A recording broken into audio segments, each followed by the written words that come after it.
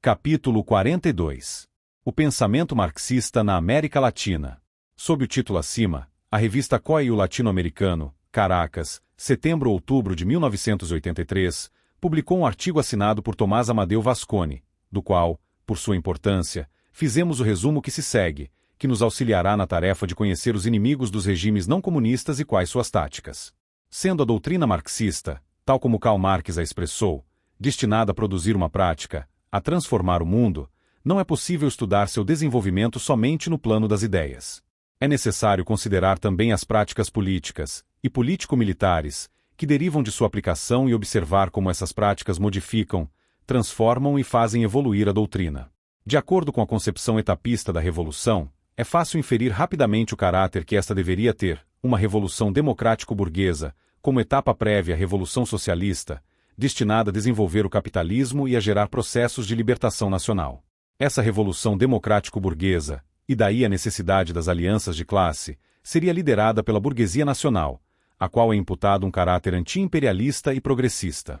O fato de que a Revolução Cubana tenha sido iniciada no campo e não na cidade, por um grupo de guerrilheiros de origem pequeno-burguesa, que logrou estender suas bases, inicialmente, nos setores mais atrasados do campo e não entre os operários agrícolas ou urbanos, e o fato de que a fase democrático-burguesa tivesse sido superada muito rapidamente, para entrar na construção do socialismo, são elementos que não parecem adaptar-se de modo algum às concepções tradicionais da Revolução. Daí a reação generalizada de considerar o processo cubano um acontecimento de exceção. Ernesto Che Guevara, um dos protagonistas desse processo, contesta essa interpretação em um artigo, Cuba, exceção histórica ou vanguarda na luta anticolonialista. Nesse trabalho, Che Guevara tratou de demonstrar o que, segundo sua interpretação, é comum, ou deve sê-lo, em todas as revoluções em países dependentes ou do terceiro mundo.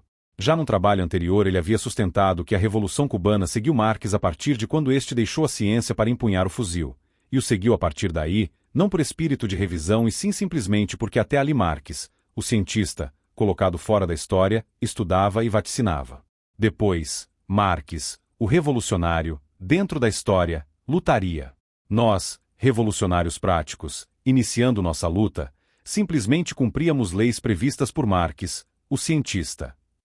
Notas para o estudo da ideologia da Revolução Cubana, Casa de las Américas, Havana, 1970.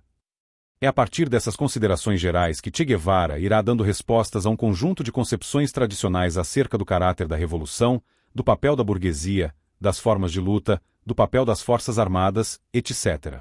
Vejamos algumas dessas concepções. Sobre o caráter da revolução já conhecemos o seu pensamento através da citação acima. Vivemos, afirma Che, uma época de transição ao socialismo assinalada por processos de libertação nacional e de lutas anticoloniais, e daí deriva o caráter que a revolução assumirá em nossos povos, revoluções proletárias e populares orientadas a iniciar a construção da sociedade socialista. Sobre as condições objetivas, tão discutidas até hoje, e as condições subjetivas da revolução na América Latina, diz, as condições objetivas para a luta estão dadas pela fome do povo, a reação fez-se a essa fome, o terror desatado para abafar a reação popular e a onda de ódio que a repressão cria. Faltarão na América as condições subjetivas, das quais a mais importante é a consciência da possibilidade de vitória pela via violenta frente aos poderes imperialistas e seus aliados internos.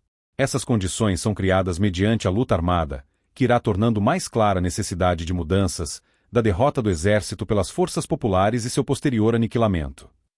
Cuba, exceção histórica ou vanguarda na luta anticolonialista.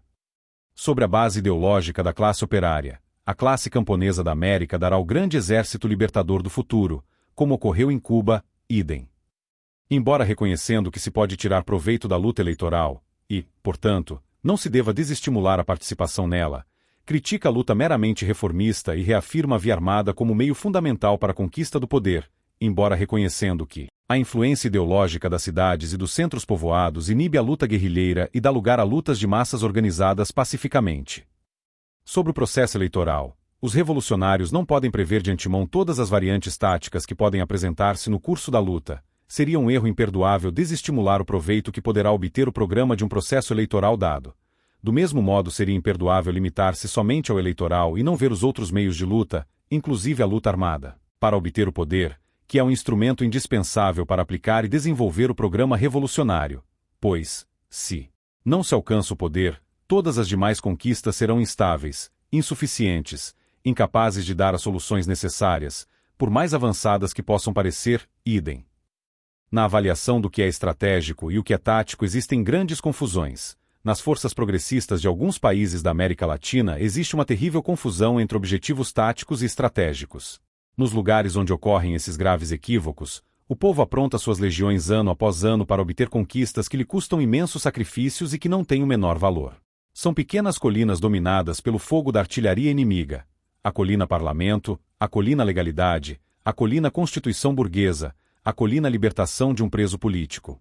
E o pior de tudo é que, para ganhar essas posições, torna-se necessário intervir no jogo político do Estado burguês, e, para obter a permissão para atuar nesse perigoso jogo, deve-se ficar nos limites da legalidade burguesa. É necessário demonstrar que somos bons, que ninguém pensará em assaltar quartéis, nem trens, nem destruir postos, nem julgar esbirros, nem torturadores, nem subir as montanhas, nem levantar com punho forte definitivo a única e violenta afirmação da América. A luta final pela sua redenção, tática e estratégia da Revolução Latino-Americana. Por que não se poderá contar com as burguesias nacionais para esse processo de libertação? Em muitos países da América existem contradições objetivas entre as burguesias nacionais, que lutam por desenvolver-se, e o imperialismo, que inunda os mercados com seus artigos para derrotar em competição desigual a indústria nacional, assim como outras formas ou manifestações de luta pela mais-valia e a riqueza. Não obstante essas contradições, as burguesias nacionais não são capazes de manter uma atitude consequente de luta frente ao imperialismo. Demonstram temer mais a revolução popular que o sofrimento sob a opressão e o domínio despótico do imperialismo, que arrasa com a nacionalidade, acaba com o sentimento patriótico e coloniza a economia. A grande burguesia enfrenta abertamente a revolução e não vacila em aliar-se ao imperialismo e aos latifundiários para combater o povo e fechar-lhe o caminho da revolução. Cuba, exceção histórica ou vanguarda na luta anticolonialista. E ainda, por outra parte, às Forças Armadas para impor limites e condições ao uso da via legal como instrumento de transformação revolucionária. Sobre as Forças Armadas, diz Che Guevara, não tem sido sempre o exército um instrumento de opressão da classe. O exército opressor pode ser derrotado mediante ação popular armada. O que nos parece difícil é que as FFA aceitem de bom grado reformas sociais profundas e se resignem mansamente a ver-se liquidadas como casta, idem. E, por último, a concepção de Che Guevara da continentalidade do processo revolucionário. Não se trata de exportar a Revolução Cubana, como muitas vezes se tem assinalado, e sim de gerar, em todo o espaço continental, de maneira articulada e sobre a base das condições objetivas já assinaladas, as condições subjetivas para a revolução. Daí sua afirmação de que a Cordilheira dos Andes está destinada a ser a Sierra Maestra da América Latina, tática e estratégia da Revolução Latino-Americana. Todas estas proposições, assim como a teoria do foco, Revolução na Revolução, Regis Debray, passaram a constituir elementos centrais do pensamento marxista revolucionário no continente e a fazer parte dos programas das organizações revolucionárias que se constituíram em quase todos os países da região. Essas organizações, que surgiram no início dos anos 60 em diversos países da América Latina, estavam compostas, em geral, por jovens que abandonaram os tradicionais partidos comunistas nacionais ou correlatos trotskistas, iniciando-se, assim, a abertura de frentes guerrilheiras em vários países. Na segunda metade da década, entretanto, esses movimentos sofreram derrotas, sendo Che Guevara derrotado e morto na Bolívia em outubro de 1967. Esse questionamento prático e teórico feito pela Revolução Cubana haveria de repercutir em outros âmbitos, onde, da mesma forma, começam a ser questionadas as interpretações marxistas tradicionais para a América Latina. Um desses âmbitos é o constituído pela chamada Teoria da Dependência Latino-Americana. Tal teoria começou a desenvolver-se em alguns setores de esquerda da CEPAL, Comissão Econômica para a América Latina, onde teve início a crítica das concepções até então dominantes sobre o desenvolvimento do capitalismo na região. A partir desses questionamentos, encontraremos outras linhas de desenvolvimento que convergem mais diretamente com o pensamento marxista. Essas novas concepções influíram, sem dúvida, numa repercussão continental, e os estudos sobre a dependência capitalista latino-americana reproduziram-se em todos os países. Esses trabalhos constituíram, provavelmente, uma das contribuições mais importantes já produzidas na região nessa ordem de pensamento. Outra importante influência no pensamento marxista latino-americano foi a constituída pelo maoísmo. Também as dissensões sino-soviéticas trouxeram profundas repercussões aos partidos comunistas do continente, produzindo cisões nos mesmos. Mao Tse-tung introduziu certos temas tentadores para os ideólogos latino-americanos. Em primeiro lugar, porque postulava o marxismo que, sem pretender, em nenhum momento, abandonar a ortodoxia, aparecia adaptado às condições históricas dos países coloniais e semicoloniais.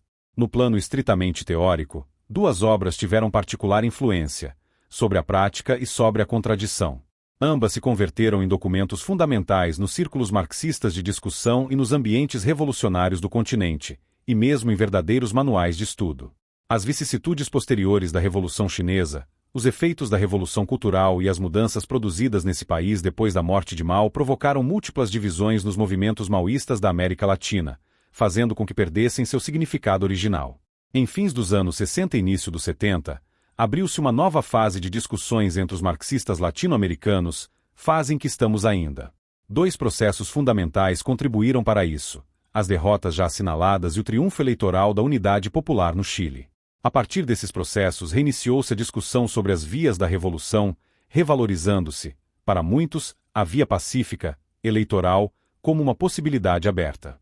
Desta vez foi o teórico e político revolucionário italiano Antonio Gramsci quem proporcionou as bases para essa nova discussão. O desenvolvimento do denominado eurocomunismo é decorrente das obras de Gramsci. Certos conceitos gramscianos pareceram a muitos como fundamentais para questionar as concepções que conformaram o programa das organizações armadas na região e para criticar o que então foi denominado vanguardismo das esquerdas e o guerrilheirismo como método. A concepção de Gramsci acerca do Estado moderno, com seu sistema de guerra de posições como estratégia substitutiva da guerra de movimentos e o método de trincheiras de defesa, instaladas através de toda a sociedade civil, e o conceito de hegemonia e de bloco histórico, foram elementos fundamentais para essa crítica. A obra de Gramsci pode ser interpretada de distintas maneiras, pois possui diversos matizes, por ser fragmentária.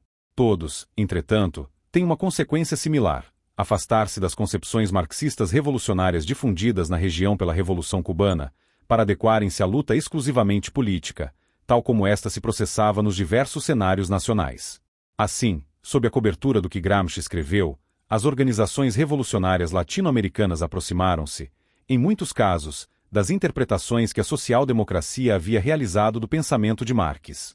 Começou a falar-se, assim, de uma longa marcha através das instituições do Estado burguês, como via para conquistar o poder e instalar o socialismo. Essa revisão de posições teóricas e políticas, não há dúvida, desempenhou um papel importante na derrota dos movimentos revolucionários latino-americanos e outros processos locais, como também alguns acontecimentos externos, como o desenvolvimento das concepções eurocomunistas na Europa Ocidental. A deposição de Salvador Allende, no Chile, em setembro de 1973, acabou com a experiência do governo popular e veio propor novos problemas a serem discutidos pelos marxistas. Para alguns se inaugurava uma situação, cujos antecedentes imediatos se encontrariam no Brasil, particularmente a partir de 1968, historicamente inédita: a das ditaduras militares do grande capital monopolista associado ao imperialismo, ideologicamente baseadas na doutrina de segurança nacional. Surge, então, novamente, a discussão sobre as vias da revolução. Para uns, a derrota da experiência chilena implicava uma nova demonstração da inviabilidade da via pacífica e justificava as teses de Che Guevara sobre as burguesias nacionais e o papel das forças armadas. Para outros, a derrota era explicada por erros táticos que o governo popular do Chile havia cometido, e ainda pelo papel que a ultra-esquerda havia cumprido, particularmente o MIR, Movimento de Esquerda Revolucionária, ao impulsionar uma aceleração e uma radicalização do processo. Fato que impediu a ampliação das alianças do governo de unidade popular com setores da burguesia não monopolista e da pequena burguesia, provocando a reação da grande burguesia, cuja vanguarda eram as forças armadas. Essa discussão ainda permanece aberta, havendo na mesma elementos novos a considerar. No que diz respeito às vias, estas não aparecem, agora, como mutuamente excludentes, como no período anterior, mas sim como complementares e necessitadas de articulação. Os problemas referem-se, agora, às maneiras da articulação das diferentes formas de luta e às prioridades nos diversos períodos, conjunturas e momentos.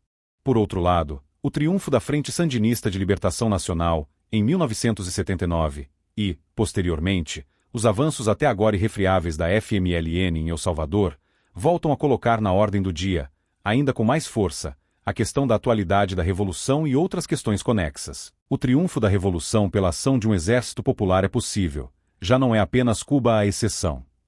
Dessa forma, Existem na América Latina organizações que, embora continuem sendo chamadas de socialistas, abandonaram o pensamento marxista como núcleo teórico de referência, ao lado de outras onde renascem e se reforçam as posições marxistas-leninistas, rechaçando a longa marcha através das instituições como estratégia, e que, embora sem descartar o jogo político, sustentam a premissa da atualidade da revolução.